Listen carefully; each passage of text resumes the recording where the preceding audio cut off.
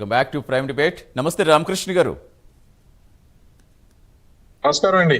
నమస్తే రామకృష్ణ గారు. ఏంటి సార్ ఈసారి ఇంకా చట్టబద్ధతకు రంగం సిద్ధమైంది అనుకోవచ్చా? బడ్జెట్ సమావేశాల్లో పూర్తి క్లారిటీతో విపక్షాల నోళ్లు మూతపడతాయి అనుకోవచ్చా? నమస్కారం నమస్తే. మీకు అలాగే ప్రైమ్ నైన్ వీక్షకులందరికీ కూడా. మనం ఒక్కసారి గతంలోకి వెళ్ళి ఒక్క నిమిషాలు మనం నెమరేసుకుంటే రాష్ట్ర రాజధానిని ఒకసారి ఏర్పాటు చేసిన తర్వాత మార్చేటువంటి హక్కు రాష్ట్రానికి ఉంటుందా ఉండదా అనే దాని మీద సుదీర్ఘమైనటువంటి చర్చ జరిగింది.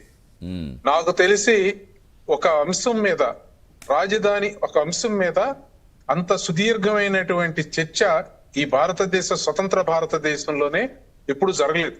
ఎందుకంటే కొన్ని సంవత్సరాల పాటు వీటి మీద మనం చర్చించడం జరిగింది విభిన్నమైనటువంటి కోణంలో. ఒకటి, అసలు రాజధానిని మార్చొచ్చా, దాన్ని అలా మార్చే పరిస్థితి వస్తే జరిగేటువంటి నష్టానికి బాధ్యులు ఎవరు, ఇటువంటి పరిస్థితి భవిష్యత్తులో ఉత్పన్నమైతే దాని యొక్క పరిణామాలు ఏ విధంగా ఉంటాయి, ఇవన్నీ కూడా సరే. దీనికి మూల కారణం ఆంధ్రప్రదేశ్ రాష్ట్రానికి వచ్చేటప్పటికి ఆనాటి ముఖ్యమంత్రి జగన్మోహన్ రెడ్డి గారు. కారణాలు ఏమన్నా కానీ ఆయన మార్చినటువంటిది విధానం, చేసినటువంటి పద్ధతులు చాలా మందిని కలవర పెట్టిని, ఎక్కువ మందిని బాధ పెట్టిని, మరింత మందిని క్షోభ పెట్టిని. కాబట్టి దీని మీద చాలా ఏ విధంగా ఉండాలి భవిష్యత్తులో అనేటువంటి ఆలోచన చేయటం జరిగింది. సరే, కాలగమనంలో అది న్యాయస్థానాలకు దాకా వెళ్ళటం, న్యాయస్థానాలు దాని మీద న్యాయస్థానాలు చేసినటువంటి చట్టాలకి అనుగుణంగా, అంటే ఏదైతే ఈ చట్టం చేసిందో మన జగన్మోహన్ రెడ్డి గారి ప్రభుత్వం చేసినటువంటి ఆ చట్టాలని చల్లవని చెప్పేటువంటిది.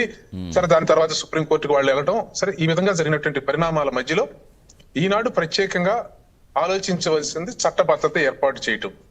నేను చెప్పేది ఏంటంటే, ఇప్పుడు మనం కేవలం ఈ రాష్ట్రానికి చట్టబద్ధత కల్పించడం అత్యంత అవసరం.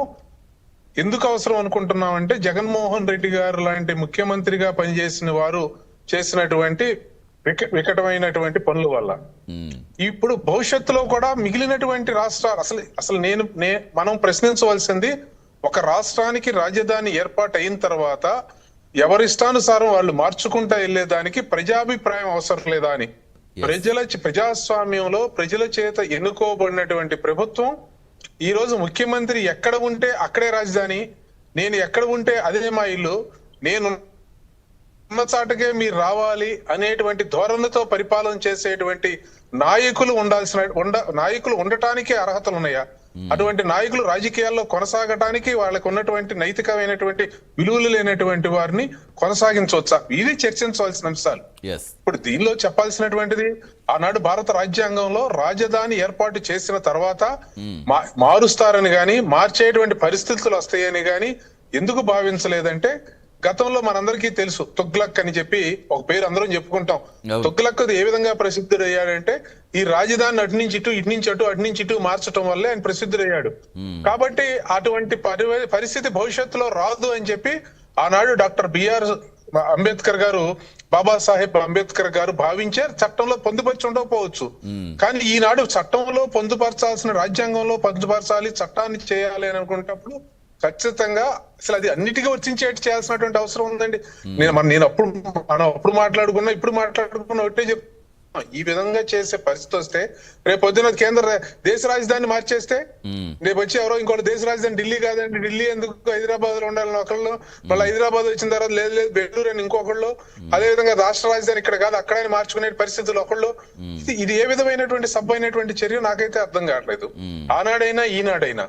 కాబట్టి ఇది మౌలికంగా ప్రశ్న. ఇది మౌలికంగా అప్పుడు కూడా మాట్లాడినటువంటి మాటల్ని మరొకసారి చెప్పుకుంటే, మనం ఇదే మాటల్ని ఆనాడు ఉన్నటువంటి ప్రతినిధులను కూడా అడగడం జరిగింది. ఏమని? భవిష్యత్తులో ఇది ఉత్పన్నమై ఇది కేవలం ఒక రాష్ట్ర సమస్య కాదు, జాతీయ సమస్యగా రూపాంతరం చెందుతుంది. ఇదే కానీ ఇటువంటి పాలకులు అన్ని రాష్ట్రాల్లో భవిష్యత్తులో ఎప్పుడైనా వస్తే అది కష్టమే సాధ్యమైనటువంటి అంశం అవుతుంది. కాబట్టి దీన్ని ఎవరూ ప్రోత్సహించకూడదు, దీన్ని ఏ విధమైనటువంటి దీనికి మనం ఏర్పాటు చేయకూడదు అని చెప్పడం జరిగింది. కాబట్టి ఇప్పుడైనా సరే దాని మీద ఖచ్చితంగా చర్యలు తీసుకోవాల్సినటువంటి అవసరం ఉందండి. ఖచ్చితంగా సార్. రామకృష్ణ చాలా వ్యాలిడ్ పాయింట్ చెప్పారు. ఎందుకంటే ప్రాంతీయ భావోద్వేగాలు ఇక్కడ ఆటోమేటిక్గా పెరిగిపోతాయి ఇలాంటి ఇష్యూస్ వల్ల.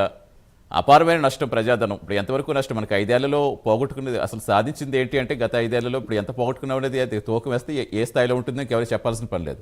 అంటే ప్రధానికి ఇందాక అసలు సిపిఐ నాయకులు రామకృష్ణ గారు కూడా ఇంకొకటి కూడా మాట్లాడారు. సార్, ఇంకొకటి కూడా ఇక్కడ నేను అనేది ఇంకో మేజర్ పాయింట్ ఏంటంటే విలువ ఉండాలి కదా.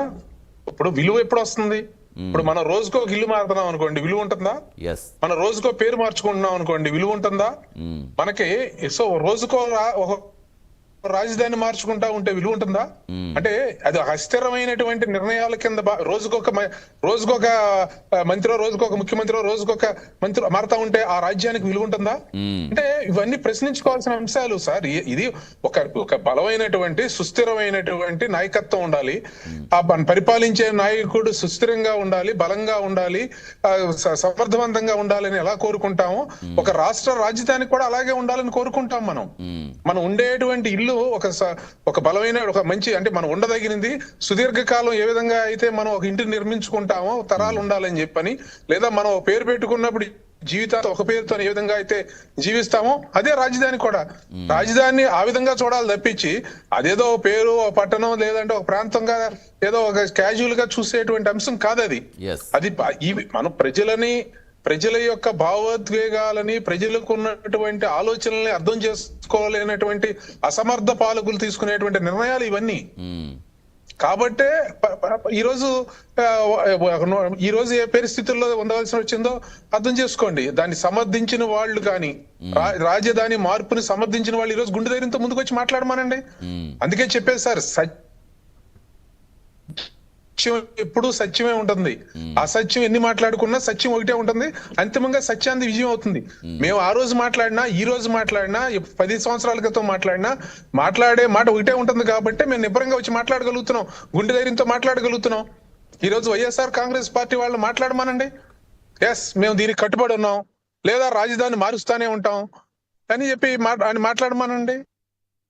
ఖచ్చితంగా. ఎందుకంటే మీరు చెప్పినట్టు చట్టబద్ధత అనేది ఇప్పుడు మన అమరావతి రాజధాని నిర్మాణాలకు ఆగిపోవడానికి అదేవి ఫుల్ స్టాప్ కాదు. భవిష్యత్తులో మనకు అడ్డు లేకుండా చేయడానికి మాత్రమే రామకృష్ణ గారు. అంటే మెయిన్గా రాజకీయంగా వివాదాలు పెరిగిపోతున్నాయి కాబట్టి పదే చట్టబద్ధత లేని రాజధాని అని ఎక్కువగా పోర్ట్రేట్ చేస్తుంటే ప్రజల్లో కూడా అదే వెళ్ళిపోతుంది. కాబట్టి మనం మాట్లాడుకోవడం ప్రధానికి ఇందాక రామకృష్ణ గారు మాట్లాడారు, సిపిఐ నాయకులు రామకృష్ణ గారు మనతో మాట్లాడారు. అంటే ఆయన చెప్పేది ఏంటంటే అందరూ అమరావతికి అనుకూలమే, ఎవరు వ్యతిరేకం కాదు, కానీ ప్రభుత్వానికి ట్రాన్స్పరెన్సీ ఉండాలి. రెండోది రైతులకు నమ్మి చంద్రబాబు గారిని నమ్మి భూములు ఇచ్చారు అందరూ కూడా, అసలు ఏం జరుగుతుందో తెలియకపోయినా స్టార్టింగ్ నుంచి. కానీ ఇప్పటికీ వాళ్ళకి న్యాయం చేయలేకపోతారు. ఆ న్యాయం చేయడానికి ఎందుకు అంత టైం పడుతోంది? అసలు ఆ టైం లైన్ ఏమైనా ఉందంటారు రామకృష్ణ గారు? ఖచ్చితంగా. ఇప్పుడు వారు మాట్లాడిన దానిలో ఒకటి ప్రాథమికంగా 100% అంగీకరించవలసిన అంశం, చంద్రబాబు నాయుడు గారి మీద ఉన్నటువంటి నమ్మకంతోనూ, ఆ ప్రభుత్వం మీద ఆనాడు ఉన్నటువంటి 2014లో ఉన్నటువంటి ఇప్పుడు ప్రభుత్వం మీద ఉన్నటువంటి నమ్మకంతోనూ భూములు ఇచ్చారు. దాన్ని మనం ఖచ్చితంగా దానిలో ప్రధాన పాత్ర చంద్రబాబు నాయుడు గారిదే, దాన్ని ఏమీ కాదనట్లేదు. 2 సమస్యలనేవి పరిష్కరించాల్సినటువంటి బాధ్యత కూడా ప్రభుత్వం మీదే ఉంది. ప్రభుత్వం దాని నుంచి తప్పుకునేటువంటి ప్రయత్నం చేయటం లేదు. కాకపోతే తీసుకునేటువంటి జాప్యాన్ని, కాలానికి ఎందుకు జరుగుతా ఉంది అనేటువంటి ప్రశ్నించే వాళ్ళు ఎవరైనా ప్రశ్నించవలసినటువంటి గొంతులు ఇది కేవలం ప్రభుత్వంలో ఉన్నటువంటి ఇబ్బందులు మాత్రమే కాదు, ఈ దేశంలో చాలా సమస్యలు జాప్యం జరుగుతా ఉన్నాయి, తరాలు జరుగుతా ఉన్నాయి. వాటి మీద కూడా ప్రశ్నించాల్సిన అవసరం ఉంది. నెలలో రోజులు జాప్యం జరుగుతా ఉంటేనే ప్రశ్నించటాన్ని మేము సమర్థిస్తాం. మేమేమి దాన్ని వ్యతిరేకించట్లా. ప్రశ్నించాలి కాబట్టి ప్రశ్నించమనే కోరుతాం. ప్రజాస్వామ్యంలో ప్రశ్నించే గొంతు ఉండాలని కోరుతాం. మేమేమి నిరంకుశత్వంలో లేవు. మేము ప్రశ్నించటాన్ని ఆహ్వానిస్తాం. కానీ అదే సమయంలో అర్థవంతమైనటువంటి విమర్శ ఉండాల్సినటువంటి అవసరం ఉంది. బాధ్యతాయుతమైనటువంటి విమర్శ ఉండాల్సినటువంటి అవసరం ఉంది. ఈ రోజు మేమనేది ఇక్కడ ఇంత విధ్వంసం జరిగిన తర్వాత పరిపాలనలోకి వచ్చినటువంటి మేము కొంత జాప్యం జరుగుతుంటే ప్రశ్నిస్తున్నటువంటి వాళ్ళు ఈ దేశంలో లేదా ఈ రాష్ట్రంలో ఇప్పటికే కొన్ని యుగాల పాటు, సంవత్సరాల పాటు మరి పరిష్కారం కానటువంటి సమస్యల పట్ల కూడా పూర్తిగా మాట్లాడవలసినటువంటి అవసరం ఉంది. అది కేవలం దీన్ని ఒక పూచిగా చూపించి అక్కడ కొద్ది సమస్యల్ని పరిష్కరించడానికి జాప్యం జరుగుతా ఉంటే దానిని పూచిగా, దాన్ని వైఫల్యంగా చూపించేదాన్ని మేము అంగీకరించవచ్చు. రైట్ రామకృష్ణ గారు, ఎస్ వస్తాను మరి మీ దగ్గరికి. ఎస్ ప్రస్తుతం మాతో పాటు మా కరెస్పాండెంట్